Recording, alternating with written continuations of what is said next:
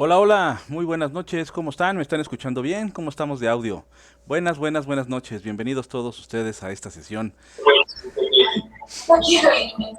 Fuerte y claro, gracias. Me parece excelente. ¿Cómo estamos? Muy buenas noches. Qué gusto el tenerlos en esta ocasión. Excelente, dice Jacob. Muy bien. O Jacobo, ¿no? ¿Qué es Jacob? Jacob, Escucho algo de eco. algo de eco. Por ahí tenemos a alguien que tiene su micrófono abierto. Ah, ya. Ya. Jake Jacob. Jacob, muy bien, Jacob, muchísimas gracias, Jacob. Perfecto, parece que sí, ya. No te escucho, dice Mau Sosa. ¿Los demás me están escuchando? Los demás sí están escuchando, ¿verdad? Sin problema. Sí, dice que sí. Fíjale. Ahí, Mau, tienes algún problemita con tu audio, por favor, verifícalo. Si quieres, sal y vuelves a entrar. Sí, tenían alguien por ahí prendido el micrófono, por eso se escuchaba ahí un eco.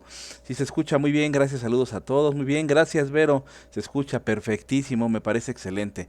Pues bien, pues la verdad es que contento el día de hoy, iniciando esta...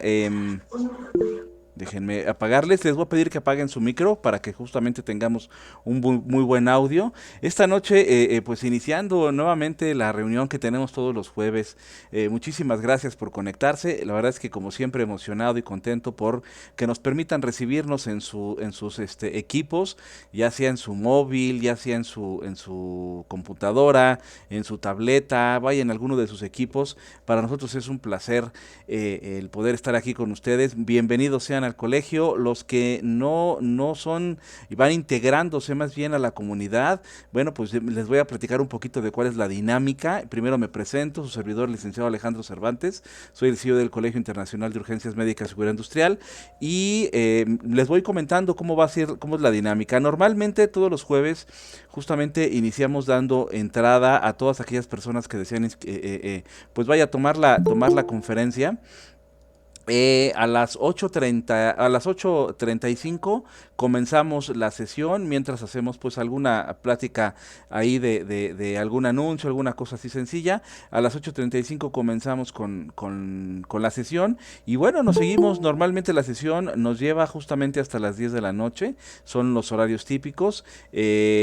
Voy dándole ingreso, no les rechazo el ingreso después de las 8:35, pero ya comienzo yo con la sesión, entonces ya es lo que logren agarrar. El día de mañana van a tener en redes sociales una parte de esta sesión para que la puedan revivir, no toda, solamente una parte. Ahora sí que van a estar con toda la información aquellas personas que se han integrado el día de hoy. Es una sesión que es gratuita, como ustedes saben. Así tenemos una sesión todos los jueves a las 8:30 de la noche. Desde el año pasado, de hecho desde antes ya dábamos sesiones, pero eran presenciales. Y bueno, pues ahora con esta situación de la pandemia ya estamos pues con sesiones en línea desde el año pasado. Ya llevamos, por ahí hice la cuenta, llevamos ya alrededor de 50 sesiones ya otorgadas y bueno, pues el objetivo es justamente este año otorgar más de 40 y ahí vamos en buen número. De una vez les voy avisando que vamos a tener un descanso el día 25 de marzo. 25 de marzo no tenemos sesión, pero obviamente los demás días sí. 25 de marzo no tenemos sesión, es jueves, ese día descansamos porque vamos a tener una actividad. Ustedes, para los que me conocen, saben que siempre tengo una cierta preferencia sobre las actividades familiares y ese día justamente toca el cumpleaños de mi hija. Entonces, no les voy a mentir, justo por eso no vamos a tener sesión. Entonces, 25 de marzo me lo voy a pasar de pachanga. Está chica, mi hija está chiquita, pero me lo voy a pasar justamente con ella, entonces no quiero entretenerme en otra cosa que no sea lo familiar ese día. Pero de ahí en fuera, bueno, pues nos seguimos con la sesión como las hemos venido llevando desde hace ya un ratito. Estamos a un minuto de comenzar, ya tenemos algo de audiencia. De repente hay gente que como que no ubica bien qué tipo de tema es el que vamos a dar. Dice Brenda, la ocasión lo amerita, pero por supuesto, miren, si nosotros trabajamos por estar con la familia, pues la frase en realidad dice que uno trabaja por comer y no come uno por trabajar, está del nabo. Pues exactamente lo mismo, mi objetivo es trabajar por la familia y no estoy con la familia por trabajar, pues entonces no tiene ningún caso.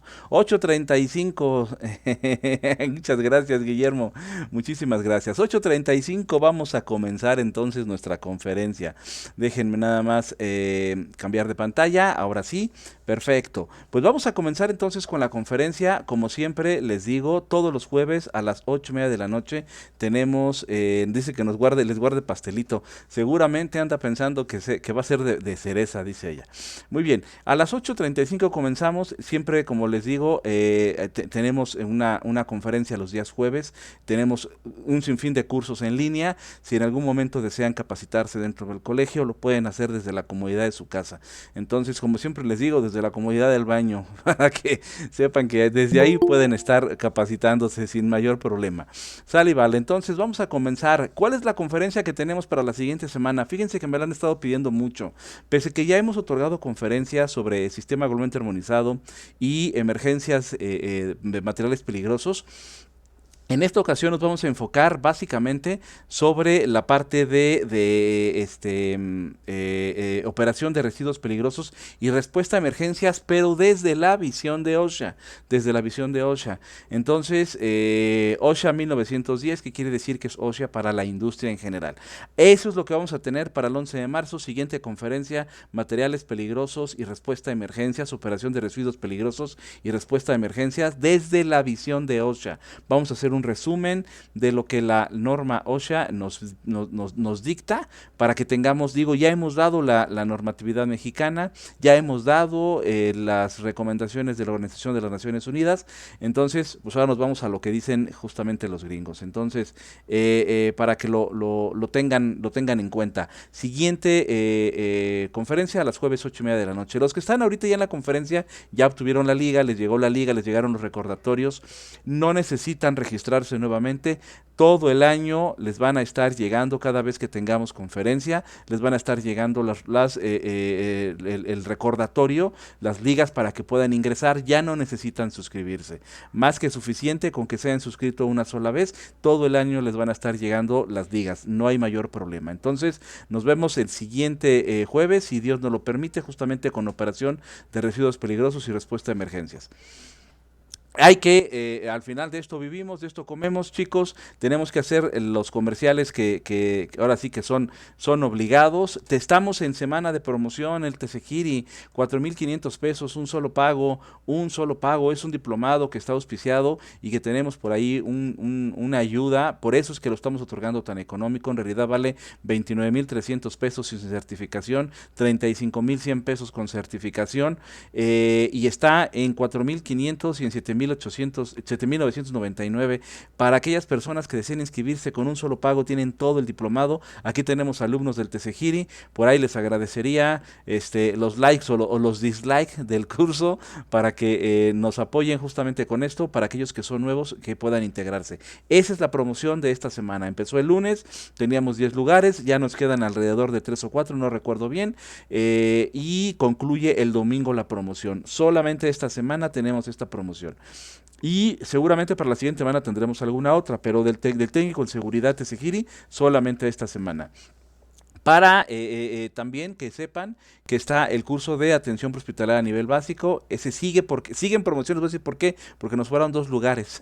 Nos fueron 2 lugares justamente de la promoción de la semana pasada. Entonces hay 2 lugares para atención prehospitalaria a nivel básico de 3,125 pesos. Un solo pago de 3,125 pesos o 6,999 si lo quieres con la certificación de Conocer. Somos centro verificador de Conocer. Entonces podemos otorgarles el S0307 para que salgan en atención prehospitalaria a nivel básico ya con certificación por parte de Conocer.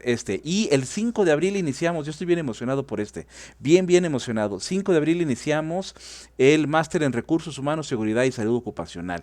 64 semanas, más de un año, 64 semanas para capacitar en cultura laboral, en finanzas personales, en administración de normas, un montón de cosas que tienen que ver justamente con el desarrollo de la gente. Vamos a ver liderazgo, vamos a ver cultura, vamos a ver un montón de cosas. 64 semanas.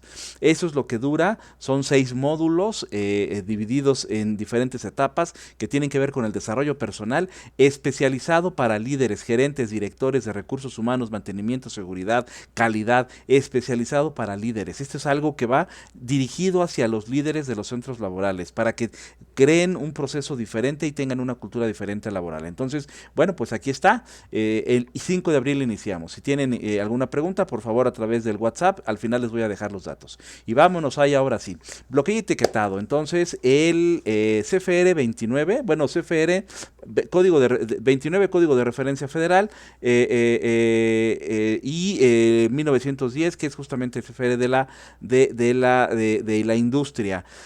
Punto 147, que es el que se refiere a bloqueo etiquetado de energías. Entonces, vamos a hablar de la industria, de lo que recomienda, de cómo dicta el bloqueo etiquetado, pero OSHA, que es de quien estamos hablando, OSHA, la Administración de Seguridad y Salud Ocupacional en Estados Unidos. Entonces, vamos a hablar de sus procesos y obviamente, como siempre lo hago, voy a vincular un poquito qué pudiéramos hacer en otros países como México o Latinoamérica.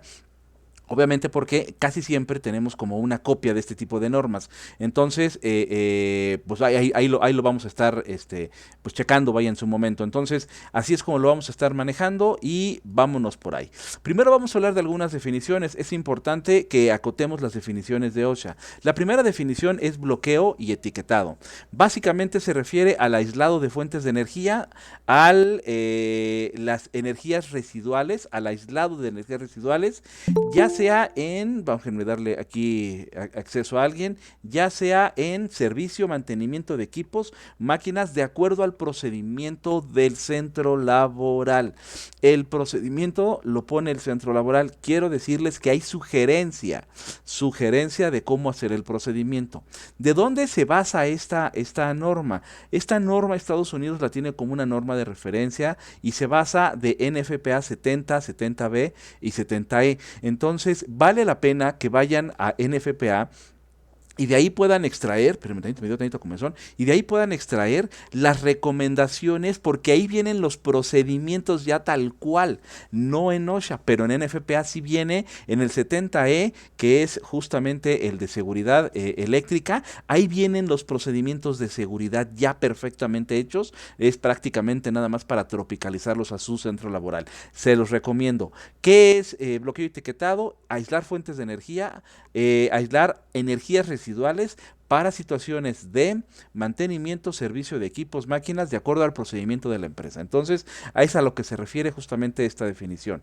Ahora, ¿qué es una fuente de energía? Una fuente de energía es algo que provee de mecanismo, movimiento, funcionamiento a una máquina o herramienta. La fuente de energía puede ser de hay diferentes tipos de fuente de energía. Aquí estoy colocando solamente algunos como una referencia, como un ejemplo. Podemos tener energía eléctrica, podemos tener energía mecánica, podemos tener energía hidráulica, neumática, química, térmica, gravedad, acumulada. Hay muchos tipos de energía. Podemos tener eólica, podemos tener solar, podemos tener, hay muchos tipos de energía. Sin embargo, la fuente de energía es lo que provee justamente del funcionamiento a la máquina o herramienta, o las fuentes de energía, porque las máquinas o herramientas no están limitadas a tener una, pudiera tener varias, y eso quiero que lo tengan bien claro, porque en algunos casos el que tenga varias hace más complejo el proceso de bloqueo y de etiquetado. Por lo tanto, hay que considerar que pudiera tener no nada más una, sino varias fuentes de energía. Estas son las fuentes de energía. ¿Sale y vale? Entonces, vámonos con la siguiente. Empleado autorizado. Esta definición es muy importante. Vamos a estar hablando mucho del empleado autorizado. El empleado autorizado es una persona que bloquea o marca la máquina o el equipo. Básicamente es la persona que ha sido autorizada para realizar el procedimiento o el marcaje de la máquina o del equipo, o de las máquinas o del equipo, a la hora de dar mantenimiento o servicio. Por lo tanto, es la persona que por el patrón, por decirlo desde la visión la visión latinoamericana, vaya, o desde el empleador, dicho desde la visión o desde la terminología estadounidense, es la persona que está siendo responsable, es la persona responsable del proceso de bloqueo y etiquetado. Entonces, el empleado autorizado es la persona responsable, pero tenemos otro empleado, que es el empleado afectado.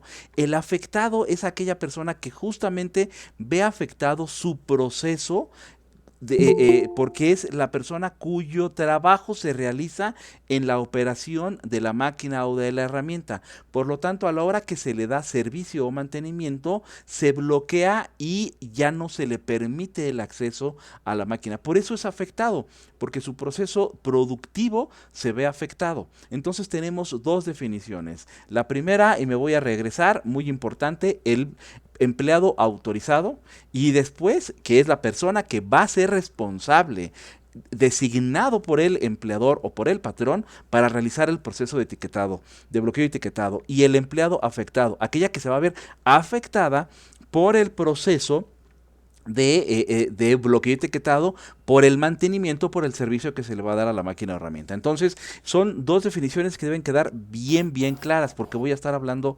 justamente de esto más adelante. Aplicación. ¿Cuándo se aplica el bloqueo y etiquetado de energías? Aquí quiero que tomemos en cuenta que hay muchos elementos para aplicar, pero también hay algunos elementos que OSHA nos marca para no aplicar desde la función de OSHA. Eso no quiere decir que en sus países el funcionamiento sea igual. Eso es lo que OSHA hace. Entonces, primero voy a hablar de la aplicación. Y luego voy a hablar de lo que no aplica justamente, en qué momento no aplica el bloqueo etiquetado. Primero, aplicación. Para el control de energías en servicio de mantenimiento de máquinas y equipos. Punto. Es cuando lo vamos a hacer. Control de energías, vamos a controlar, vamos a contener energías en el momento de hacer mantenimiento o servicio de máquinas o equipos. Cuando no cubre. Cuando no cubre, repito, cuando no sucede así. Primero, cambios menores en herramientas o ajustes rutinarios repetitivos. Que sean integrales. Cuando son menores, quiere decir, cuando hago un proceso de operación, pero ese proceso de operación ya está normalizado.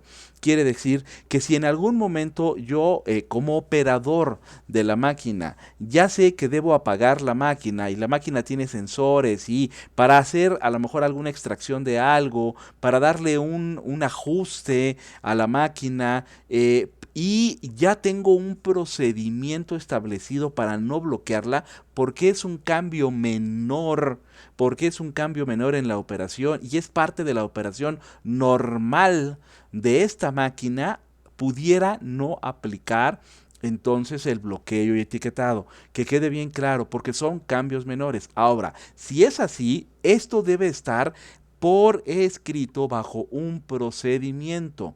El procedimiento de operación de la máquina es este, y en ciertos momentos por ajuste, ya sea ajuste rutinario o repetitivo, se va a realizar este trabajo. Por lo tanto, este trabajo va a requerir que se apague la máquina, que lo realices, que no tengas que bloquear, pero ya está establecido en un documento y obviamente en la parte de capacitación lo vamos a ver. Cuando hablemos de capacitación, ya está el personal entrenado en el procedimiento, ya está entrenado en el procedimiento. Entonces, son situaciones en las que sí, posiblemente no aplique, pero es porque ya hay digamos que herramientas atrás que nos permiten hacer esto. Ese es uno de los motivos por los cuales digamos que el bloqueo etiquetado pudiera, vuelvo y aclaro, pudiera no cubrir o no aplicar. Muy bien. Otra situación que pudiera ser de no aplicar, si se debe quitar o pasar por alto un protector. Entonces, es una situación en la que si yo voy a quitar o pasar por alto un protector y está dentro de un procedimiento que ya marqué, pudiera ser que no cubra. Quiero que lo tengan bien claro. Todo esto es porque ya se determinó previamente bajo una evaluación del empleador. No es así si no se ha determinado por el empleador. Si el cuerpo tiene contacto con un punto de operación, ok, entonces si el cuerpo tiene contacto con una parte de la máquina que está operando, pudiera ser que no se le haga servicio, por lo tanto, o no se le haga parada al equipo, por lo tanto no aplique el bloqueo etiquetado. Pero esto va a depender de los procedimientos, que quede bien claro, para que no se vayan a ir con la finta. ¿Por qué otra situación? si se debe trabajar con equipos eléctricos conectados por enchufe por cable, pero el arranque no se encuentra en el lugar, se encuentra en otro punto. Pudiera ser que no aplique. Les voy a poner el caso que yo tuve en alguna ocasión en una empresa, X empresa, para no hablar de como de marcas, no echar goles en las marcas. Esa X empresa, de repente yo llego a hacer justo un simulacro, primero evaluación del proceso de bloqueo etiquetado para emergencia, y hago un simulacro, y cuando yo solicito el bloqueo de la máquina en donde se iba a realizar el simulacro, me dicen, de aquí tiene botón de parada, pero el bloqueo se hace en tableros de aquel lado. Entonces pudiera ser que no aplique para la norma 147, quizás sí para otra. Que quede bien claro. Entonces, esto que estoy diciendo de no aplica, quiere decir que no aplica en el contexto de la 147, 1910-147, pero pudiera ser que aplique para otra norma, para que quede bien claro. Entonces, si hay un equipo que se echa a andar de forma remota, quizá para la 147 no, pero sí para otra. Ahora, cuando hay un toque caliente, esto quiere decir que se hace reparación y mantenimiento que implica soldadura de un equipo a presión. Por lo tanto, también la 147 no va a aplicar. La 147 pudiera haber otra norma que sí aplique. Entonces es como decir, yo en mi contexto de la 147 no lo tomo en cuenta, pero eso no quiere decir que en otro contexto de otra norma no sea tomado en cuenta. Que quede bien claro, sale y vale. ¿Qué otra cosa pudiera ser? En la generación, transmisión y distribución de energía. Está muy, muy fuera de la 147. Esto a lo mejor le correspondería en caso de México a CFE o a alguna otra empresa que se dedica a generar, transmitir y distribuir energía eléctrica. Entonces, si esto sucede, aquí sí nos dice la 147, vete a la subparte S. Ahí es donde lo vas a encontrar. Entonces, también no lo cubre la 147. Ahora, perforación y mantenimiento de pozos petroleros, construcción, agricultura y construcción de astilleros. No lo cubre la 147. Es más, alguno de estos ni siquiera lo cubre la industria en general. Construcción lo toma la 1926, la 1925 o la 1915. Son otras normas, otros códigos de referencia que nos permiten tomar este tipo de situaciones. Entonces, la 147 en la 1910 no lo cubre. Ok, y para cuando es bloqueo etiquetado con etiqueta sin cerradura, eso quiere decir, tú vas a hacer un bloqueo etiquetado, pero en realidad no vas a colocar candado. ¿Por qué? Por la situación que tú quieras. Hay equipos que son muy grandes, porque no tienes candados, porque no lo crees conveniente. Las razones que tú tengas son tus razones. Pudiera ser que no se coloque candado, está permitido, pero si eso es así, la 147 no lo contempla. Tendrás que irte a la 333 del Código de Referencia Federal 1910. Entonces, cuando son etiquetas sin cerradura, o sea, sin candado, personas calificadas que van a hacer prueba, ahí, en este caso, se va a la 333. Entonces, muy bien, ahora, hay varios elementos que ya vimos que pudieran no estar dentro del 147, que es el que nos vamos a basar. Entonces, tómenlo en cuenta para que no se nos vayan a confundir. No quiere decir que no se deba bloquear en esos casos. Quiere decir que la norma no lo contempla. Eso es todo. Simplemente esta norma no lo contempla. Procedimientos seguros o procedimientos eléctricos, ¿sale? El procedimiento, cuando es por energía eléctrica, se basa en 4 puntos básicos, 4 puntitos básicos, cuando es por energía eléctrica. Entonces vamos a ver el primero. Tiene que haber un procedimiento seguro para desenergizar. Eso quiere decir quitarle la energía al equipo que estamos tratando. ¿Qué es esto de quitarle la energía? Para los que ya son adiestrados en esto, quizá ya saben qué es desenergizar o qué es desconectar. En algunos casos también se llega a tomar como con esa similitud. A mí me gusta más la palabra quitarle la energía o desenergizar. Les voy a poner un ejemplo que es el ejemplo más sencillo que siempre les pongo, es el más fácil. Simple y sencillamente, yo tengo mi televisión o yo tengo mi computadora. La tengo conectada, mi PC, a la corriente eléctrica. Yo puedo apagarla y al apagarla yo sé que ya no tiene energía. No, me falta desenergizarla, desconectarla de la corriente eléctrica. Entonces, debe haber un procedimiento seguro para desenergizar antes de que se haga el procedimiento. Entonces, eso es uno de los pasos que te pide el procedimiento cuando es situación eléctrica. Ahora, los circuitos y equipos se desconectarán de todas las fuentes de energía. Cuando son eléctricos, cuando es un procedimiento por eléctrico principalmente, no debes descartar, jamás debes descartar que quizá ese equipo, esa máquina o herramienta tenga alguna otra fuente de energía, hidráulica, neumática, mecánica, alguna otra fuente de energía. Entonces, para esto normalmente yo les sugiero que hagan un layout de la máquina. Esto quiere decir, toman la máquina, le toman un layout, digamos que un plano, un croquis, puede ser hasta una fotografía, no hay mayor problema. Y en ese documento ustedes van a marcar dónde están los ingresos, las entradas y las salidas de energía. Entradas y salidas de energía, y lo dejan en la máquina, lo cuelgan en la máquina, le ponen un lugar en la máquina especial para que cuando llegue la gente de mantenimiento pueda verificar previamente que esa máquina tiene ciertas energías, y ahí en ese mismo croquis, en ese mismo layout van a describir, por ejemplo, ingreso de corriente eléctrica a 220, ingreso de corriente eléctrica a 110, y le ponen en dónde, gas, ¿no?